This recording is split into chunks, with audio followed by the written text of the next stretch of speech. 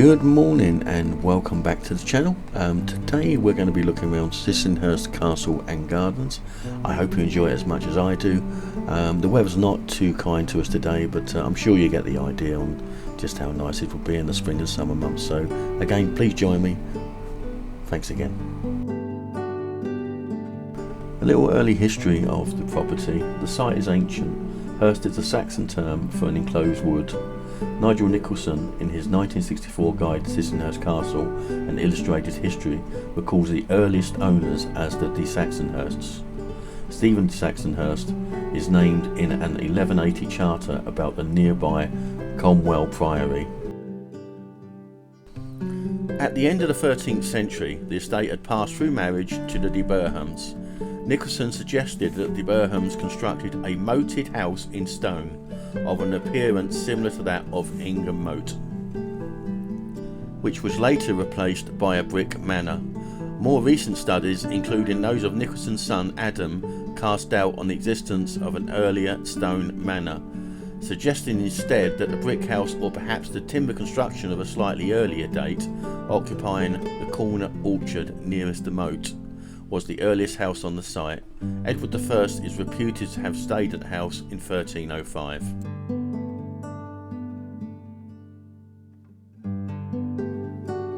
In 1490, the Burtons sold the manor of Sissinghurst to Thomas Baker of Cranbrook. Thomas's successors greatly expanded their wealth and their estate in Kent and Sussex. In the 1530s, Sir John Baker, one of Henry VIII's privy councillors, built a new brick gatehouse, the current West Range. In 1554, Sir John's daughter Cecily married Thomas Sackville, 1st Earl of Dorset, creating the earliest connection between the Sackville family and the house.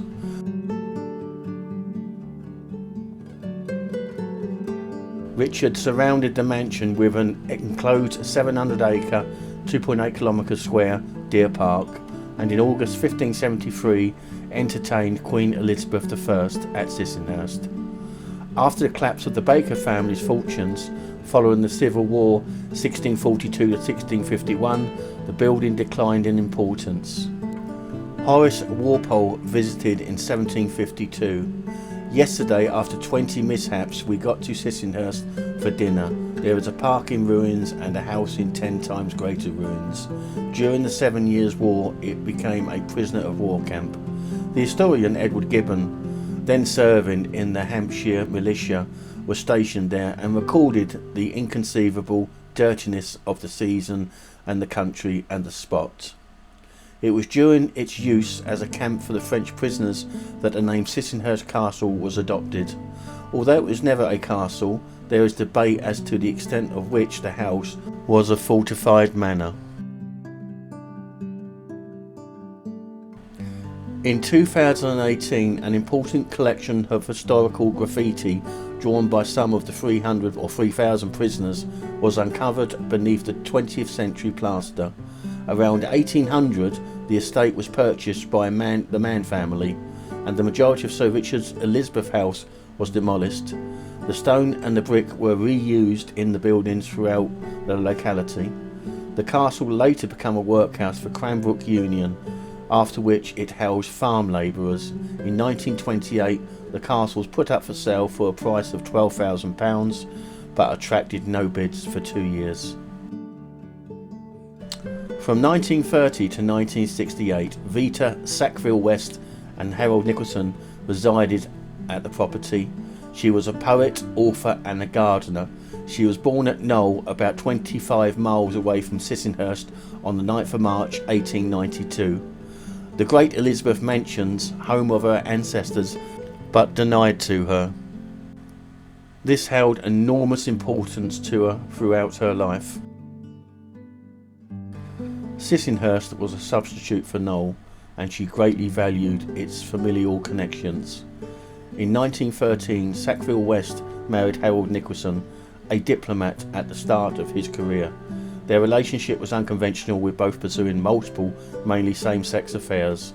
After breaking with their lover Violet Trefusis in 1921, Sackville-West became increasingly withdrawn.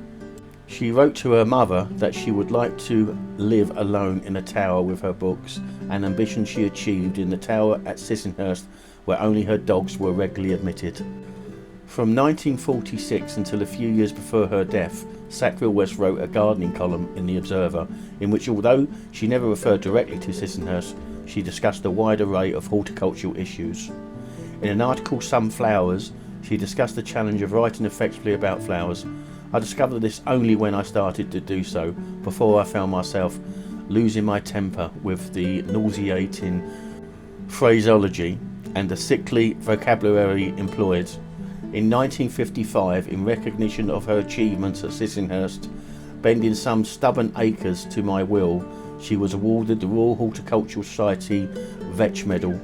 Her biographer, Victoria Glendanin, considers Sissinghurst to her Sackville-West's one magnificent act of creation. Harold Nicolson, diplomat, author, diarist and politician, was born in Tehran on the 21st of September 1886. Following his father into the diplomatic corps, he served as a junior member of the British delegation at the Paris Peace Conference at the end of the First World War, and returned to Iran as counsellor in 1925.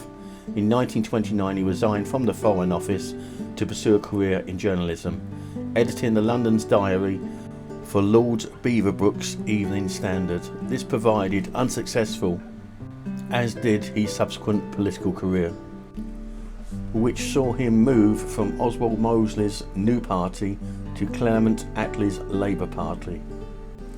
Throughout he maintained and detailed a private diary. His entry on the 4th of April 1930 records Vita's telephone call to say she has seen the ideal house, a place in Kent near Cranbrook, a 16th century castle. Building and gardens. Sackville-West and Nicolson found Sissinghurst in April 1930 after Dorothy Wellesley, their near neighbour and a former lover of Sackville-West's, saw the estate for sale. They had become increasingly concerned about the encroaching development near the property, Longbarn, near Sevenoaks, Kent. Their offer on Sissinghurst was accepted on the 6th of May and the castle and farm were bought for £12,375, using only Sackville-West's money rather than Nicolson's. The property was 450 acres, 1.8 kilometres square in total. The house had no electricity, running water or drains, and the garden was in disarray. And Scott James notes, they are planting inheritance as a grove of nut trees, some apple trees, a quince, and a tangle of old roses. Their physical assets on the site were 4 buildings, a beautiful mellow brick part of the moat, and various fine walls. Clearing the ground took almost 3 years, but by 1939 the garden was largely complete, with the exception of the White Garden. Nicolson was responsible for the design and the layout, while Sackville-West, at the head of her team of gardeners, undertook the planting. Simon Jenkins, the architectural writer, describes Nicolson's design as post-picturesque, a garden not as an imitation of nature but as an imitation of a house, and suggests his thinking was much influenced by Lawrence Johnston's garden at Hidcote. Sackville-West's approach was plant-centred within the constraints of her husband's plan, profusion, even extravagance and exuberance within confines of the utmost linear serenity. The buildings scattered around the site were converted to become an unconventional home. Part of the long brick gatehouse ranged from Sir John Baker's construction of 1533 become the library or big room.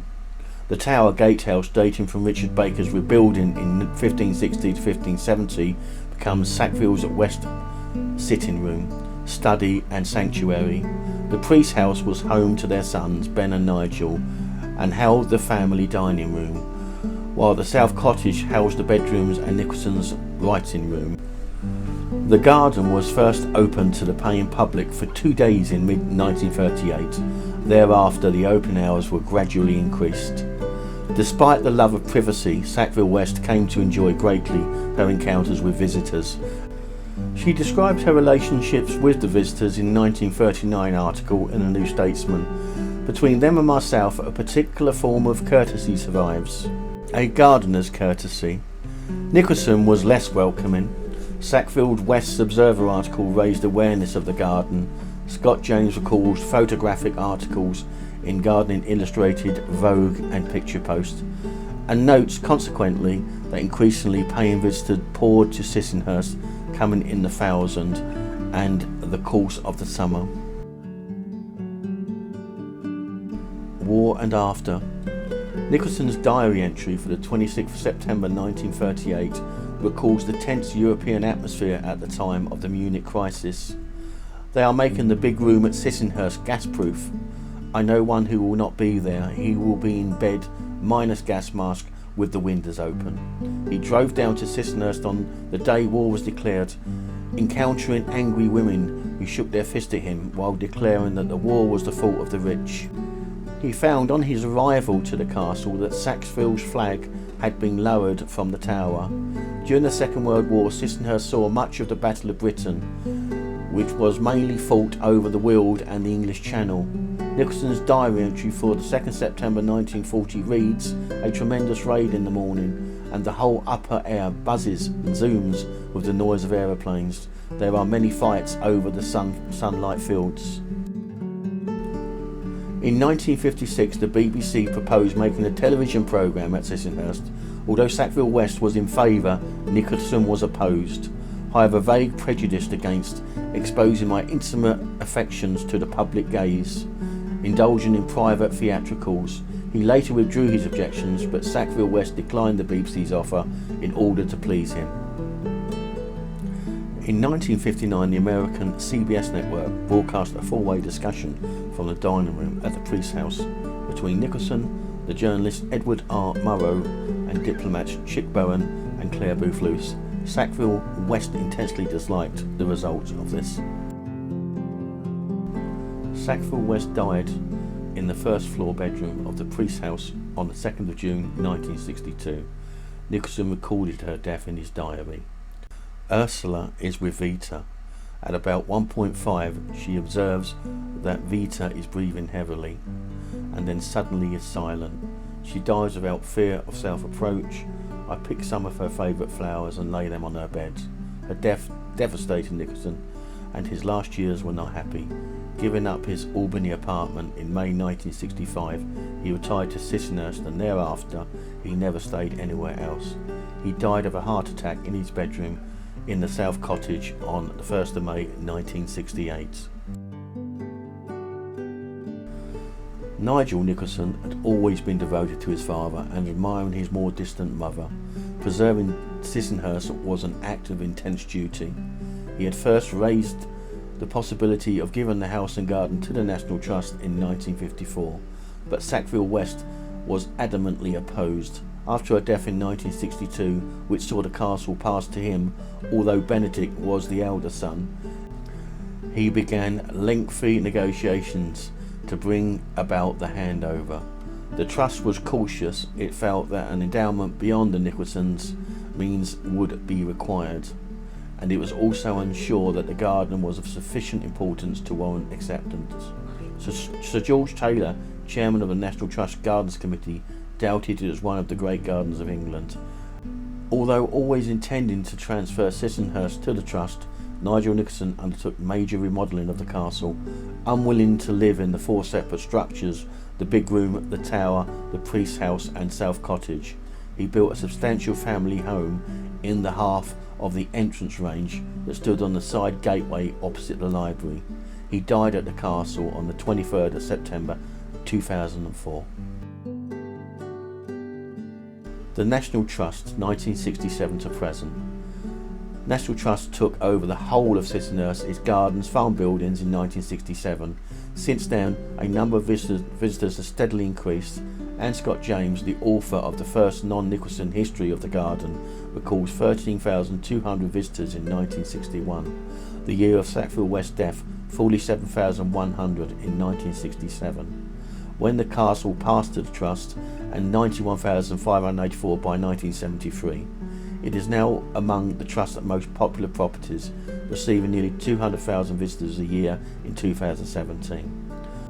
Although the increased foot traffic has necessitated the replacement of the grass paths with York paving stones, the entry fees generate considerable income which under the terms of the handover can only be expended on Sissinghurst. In 2008, Adam Nicolson described the estate as better funded than it has been since the 16th century.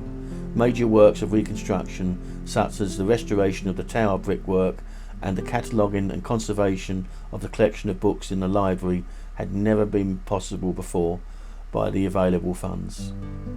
The property has an iconic status in the LGBTQ culture. Adam Nicolson had noted rivers of lesbians coming through the gate each spring. The castle was one of the sites chosen in 2017 as a focus of the celebration of the LGBT history of Trust buildings. In the same year, the Trust opened the South Cottage to visitors for the first time. For 2019, the gardens are open to the public daily from the 7th of March to the 31st of October. Adam Nicolson's Nigel's son and resident donor after his father's death and his wife's death, Sarah Raven, have sought to restore the form and tradition of woodland agriculture to Sissinghurst Farm. Their work to reunite the garden and wider landscape is described in Adam's 2008 book, Sissinghurst: An Unfinished History, which won a prize and was also subject of a BBC4 documentary, Sissinghurst, in 2009. Their efforts have generated some controversy, reflecting the tension between the demands of traditional agriculture practices and the requirements of a major tourism destination in the 21st century.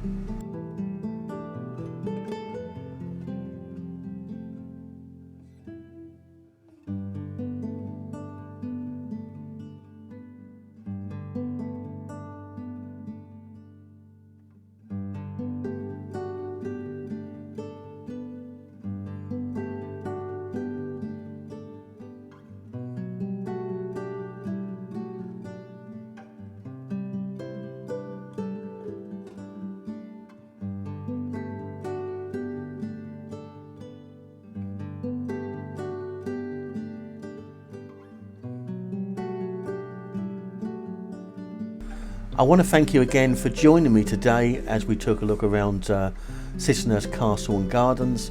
I hope I gave you enough information on the history of the building, interesting as it is. And again, thank you very much for joining me. I hope to see you again on the channel. Please like, comment and subscribe, and I'll see you next time. Thanks again. Goodbye.